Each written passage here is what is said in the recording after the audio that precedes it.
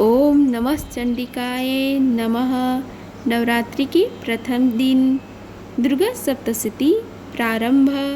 प्रथम अध्याय में वर्णन है मेधा ऋषि का राजा सूरत और समाधि को भगवती की महिमा बताते हुए मधु कैटभ का वध का प्रसंग सुनाना। श्री मार्कंड जी बोले, सूर्य के पुत्र सुवर्णी जो 8वें मनु कहे जाते हैं, उनकी उत्पत्ति की कथा विस्तार पूर्वक कहता हूँ, उसे सुनो। सूर्य कुमार महाभाग शरणा भगवती महामाया के अनुग्रह से जिस प्रकार मनवांतर के स्वामी हुए, वही प्रसंग सुनाता हूँ। पूर्व काल की बात है। स्वरोचिस मनवंतर में सूरत नाम के एक राजा थे जो चैत्र वंश में उत्पन्न हुए थे। उनका समस्त भूमंडल में अधिकार था। वे प्रजा का अपने ओर से पुत्रों की भांति धर्म पूर्वक पालन करते थे।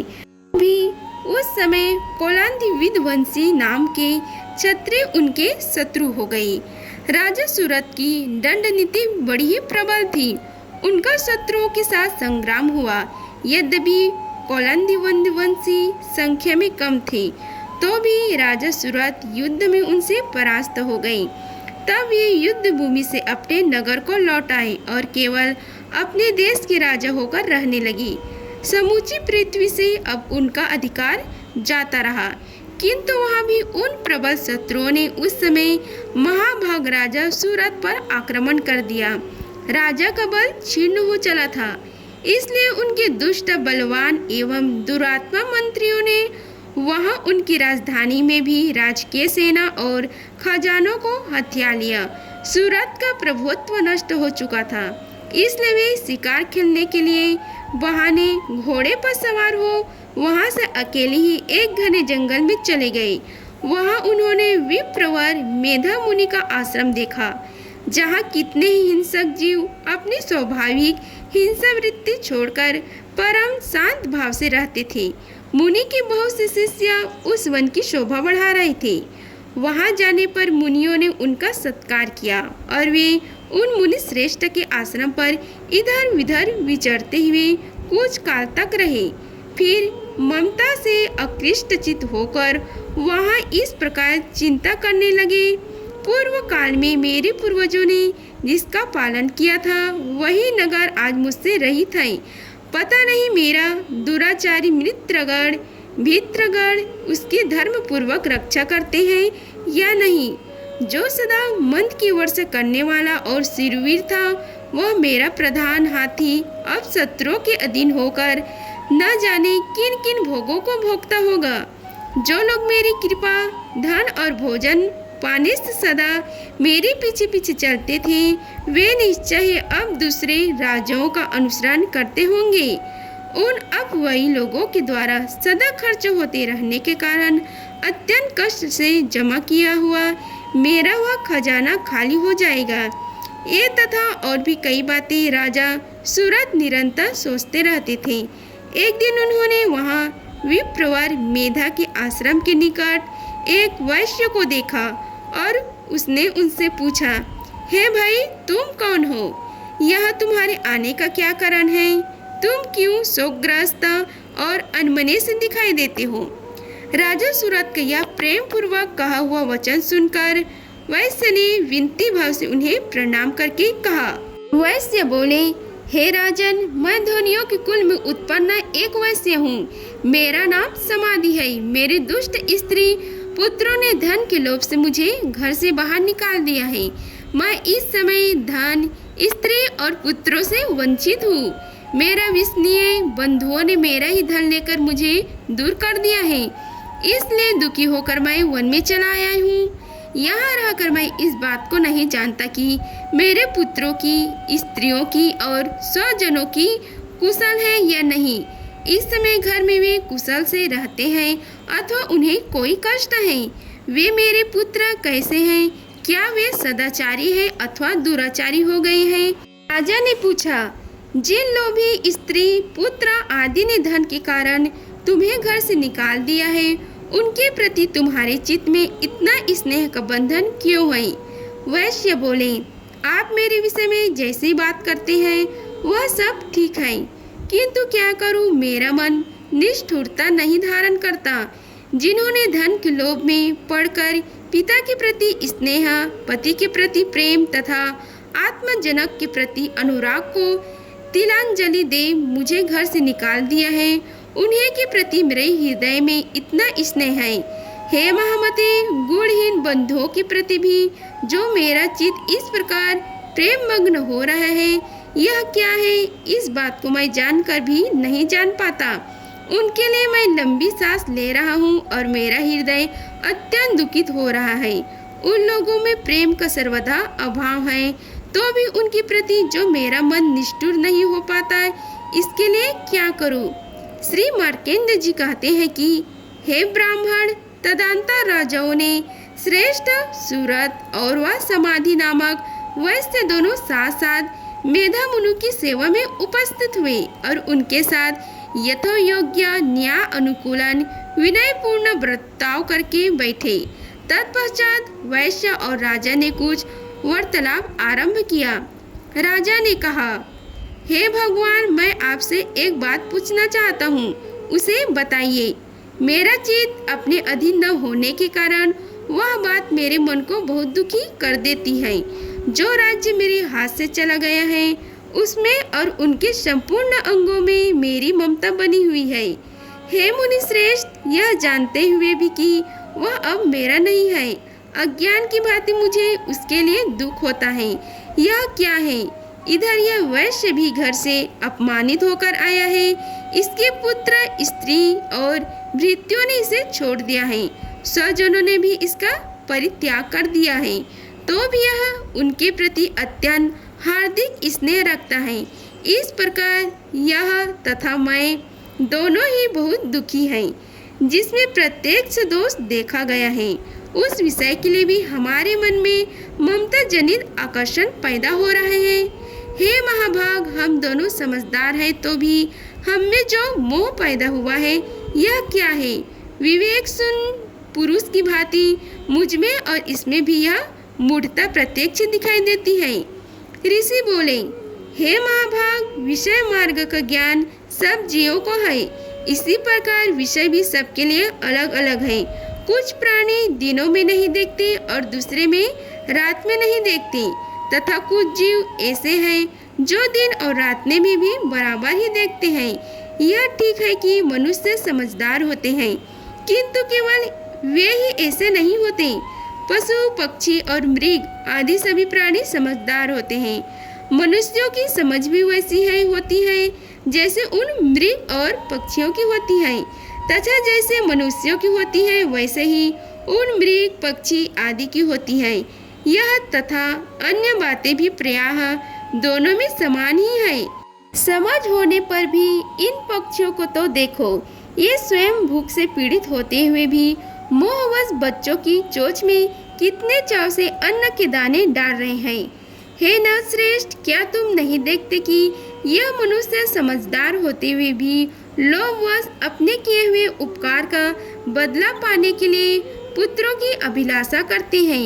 यद्यपि उन सब में समझ की कमी नहीं है, तथापि वे संसार की स्थिति, जन्म मरण की परंपरा बनाए रखने के लिए भगवती महामाया के प्रभाव द्वारा ममतामय भंवर से युक्त मोह के गहरे गर्त में गिराए गए हैं। इसलिए इसमें आश्चर्य नहीं करना चाहिए।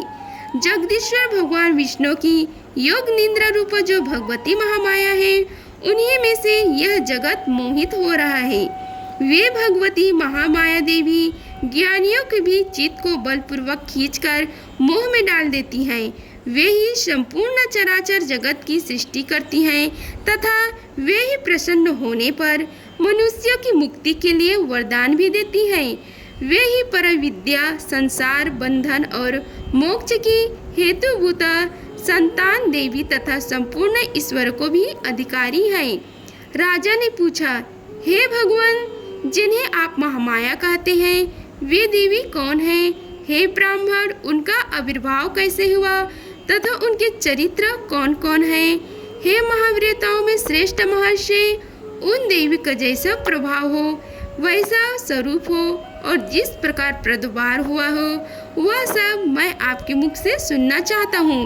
ऋषि बोले, हे राजन, वास्तव में तो वे देवी नित्य स्वरूपा ही है, संपूर्ण जगत की उन्हीं का रूप है तथा उन्होंने समस्त विश्व को व्याप्त कर रखा है। तथापि उनका प्रगटाय अनेक प्रकार से होता है। वह मुझसे सुनो, यद्यपि वह नित्य और अजन्मा है, तथापि जब देवताओं का कार्य सिद्ध करने के लिए प्रकट होती है उस समय लोक में उत्पन्न हुई कहलाती है। कल्प के अंत में जब संपूर्ण जगत एक वर्ण में निमग्न हो रहा था और सबके प्रभु भगवान श्री हरि विष्णु शेषनाग की सैया बिछाकर योग निद्रा का आश्रय ले सो रहे थे, उस समय उनके कानों के मैल से दो भयंकर असुर उत्पन्न हुए जो मधु और कैटोब नाम से विख्यात हैं। वे दोनों ब्रह्म जी का वध करने को तैयार हो गए। भगवान विष्णु के नाभि कलम में विराजमान प्रजापति ब्रह्म जी ने जब उन दोनों को भयानक असुरों को अपने पास आया और भगवान को सोया हुआ देख तब एकाग्रचित होकर उन्होंने भगवान श्री हरि विष्णु को जगाने के लिए उनके नेत्र में निवास करने वाली योग निद्रा का स्तवन आरंभ किया, जो इस विश्व की अधीश्वरी, जगत को धारण करने वाली, संसार का पालन और संहार करने वाली तथा तेज स्वरूप भगवान विष्णु की अनुपम शक्ति है। उन्हीं भगवती निद्रा देवी का भगवान ब्रह्म ने स्तुति करने लगी।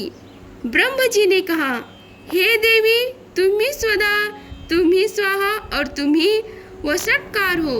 स्वर भी तुम्हारे ही स्वरूप है।